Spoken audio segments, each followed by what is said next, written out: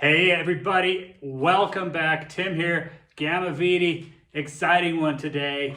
Finally have all the pieces together to announce our next new product for 2023, the Roof Rack Pull Pall mount. So what's a pull pall? Do you need one? How does the mount work? All those questions and more gonna get answered right now. Check it out.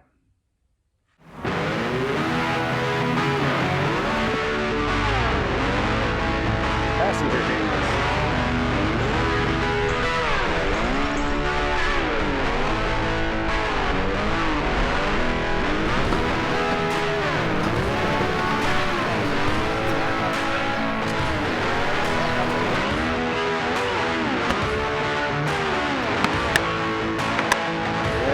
So we'll start with the fun one.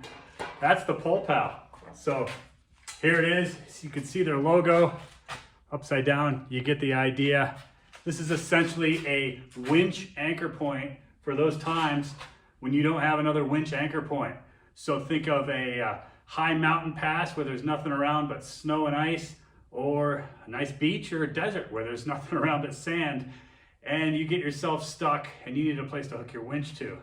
The idea is this big old spade is going to dig into the ground or the snow, and then this hook or this hole on the other side is where you're going to hook your winch line.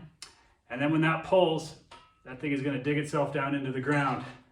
When everything is good, you pull it the other direction, pull it out, and off you go. Now, do you need one? I don't know. Do you already have a winch? Do you already have a shovel? You already have a high lift jack? You know how to use all of those really well? Are you going out with a buddy or two or three? Probably you've been able to get by without one of these. However, if you're a solo adventurer and you find yourself in some situations sometimes where one of these might seem like a good idea, you could consider it. Or maybe one out of the group of buddies that wants to go and cruise around in the desert, or down into the sand somewhere, or try to be the first one to open that pass, in May, like we all like to do up here in Colorado. I could kind of make a case for it. But yeah, no, it's not the first piece of equipment to buy necessarily. That said, it really does provide a solution that no other tool out there can provide. So it is worth considering if you really want to get serious about, getting out there and kind of pushing the limits a little bit. Start by walking you through some of the features on the spade mount here. So obviously this is going to attach to our roof rack plates. Here's another one, and I put 3/8 holes through there to allow you to find a spot and bolt it up. This is a universal bracket though, so it is also made with those smaller holes. If you're an extrusion guy, those will line up there, and you're gonna find 2 of those and put them right next to each other to support that. And it'll actually sit a little bit lower than you want on a Gamiviti rack. So we're gonna include some spacer washers to get that height right for you. And there are a number of ways you can install this spade to the mount here to not only ensure that it stays put and stays on the vehicle, but also to secure it so it doesn't rattle, and even further secure it to prevent a little bit of an anti-theft locking feature. So we show that to you. The first and foremost is to use the slots and the little arm that come with the device.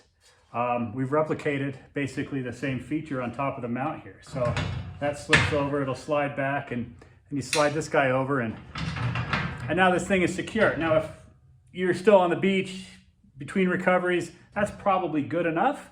It's not gonna go anywhere, but you certainly don't wanna go down the highway, right, on this. Make some better choices there.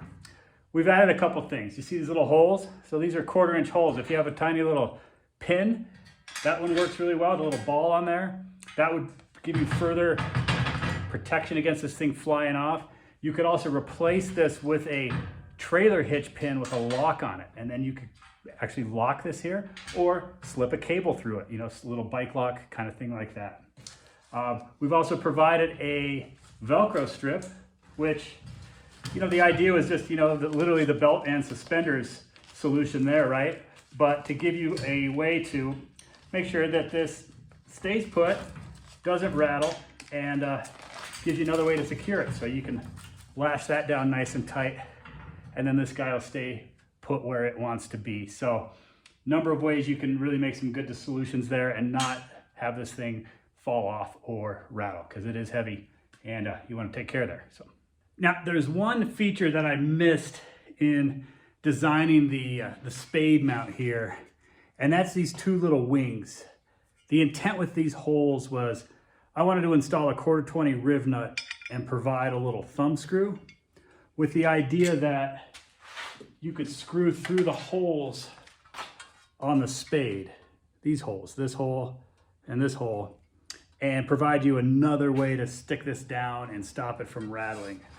But what I learned was I missed it, and there's an interference here.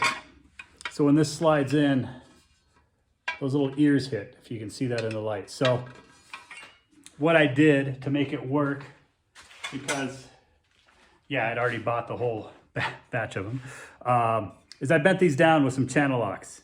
And it's not super pretty, but I was able to gain the clearance that I needed in there to get this to engage and slide, and of course have the thing latch again. So, sorry, that was in backwards. There you go. And then you can see how those line up with the holes. Now you could still run a screw through there. You could put a little nut behind it, maybe a little flange nut that catches, a little tooth flange nut, so you wouldn't have to hold a wrench under there necessarily.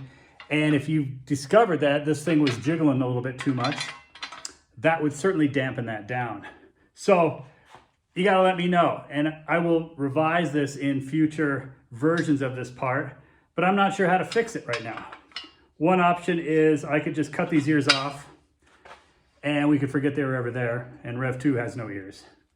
Or I could lower those wings, you know, further down, and then it'd be a longer thumb screw, but we'd get rid of the whole clearance issue with the dimple dies on this guy.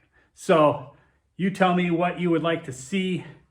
I don't think this stops you from using the part right now. There's a lot of other ways to secure this spade down to your rack using this mount, but just wanted to come clean on that. And if you purchase one and you say, hey, could you bend the little ears for me? Yes, I'll totally do that. And we'll get you something like this. Otherwise, you'll get one like this, where they're nice and straight. But if you have the dimple version of the spade, you might have an interference issue, and then you're gonna get two channel locks, and you're just gonna mash those guys down. So let me know your questions, if any. Now in back here, got a nice rigid plate that is bolted to Gamiviti rack plates. It also has holes for tube clamps to go around one of the lone bars, and it has holes for extrusions to mount to an extrusion. So again, for extrusion crossbar, extrusion rack people, this product was designed for you also. If you recognize this part, yeah, it is the same that we use for our water port mount. If you've seen that video, you'll recognize this. And yes, you could actually run the water port on one side of the mount and support your pull pal on the other if you wanted to really get into that. So how it works is we supply two angle brackets with some carriage bolts and star knobs. And the idea is somewhat simple. This linkage here, the arms, are gonna lay in there like so. And then you will find two slots that line up, and you're simply gonna slide that carriage bolt through, put your bracket around, and then add your star nut. And you do that twice. As you tighten it, you'll realize you're starting to squeeze this thing. The entire unit becomes a large, essentially lock washer. Really good thing. Check that periodically so it's not going up anywhere. Oh, but there's more.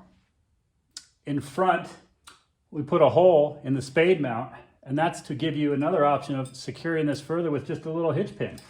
So that fits through there.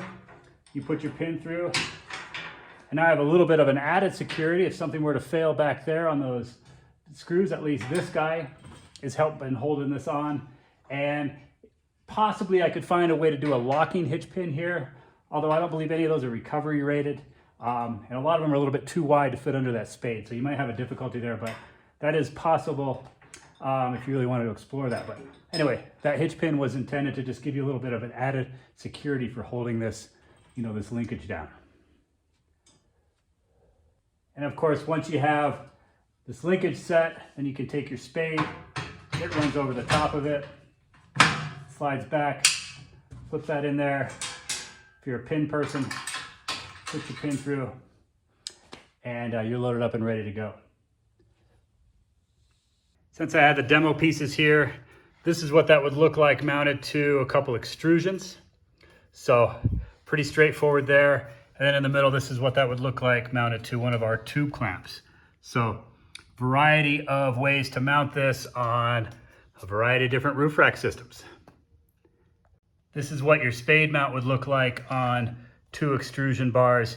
You would really want to run 2 this close together so that you could catch all 4 of those holes going down. Move this guy over for you.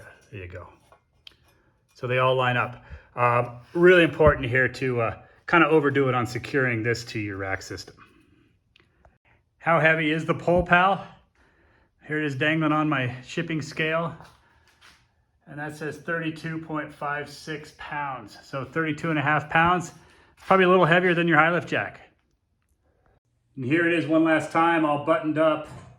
Got my spade, latched over, Velcro, put a pin in. Got my linkage here, 2 screws nice and snug. Added hitch pin here. Yeah, it's on there. This is a 100 series Essential Expo rack. Of course, this will fit all the Gamiviti racks, extrusion racks, the tray racks. If you can find a way to bolt it up, I think you'll be successful here. Of course, let me know questions there, or if you have a specific application, I will do my best to answer. I'll also do another one of these videos when we get this mounted up to one of our vehicles here, but for today it's a little easier to just crawl around a stock rack on buckets, so that's what we did. But certainly let me know if you want to see something in part 2 in particular, and we'll do our best to oblige. Thanks again for being with me today. Hope you liked this one, and as always,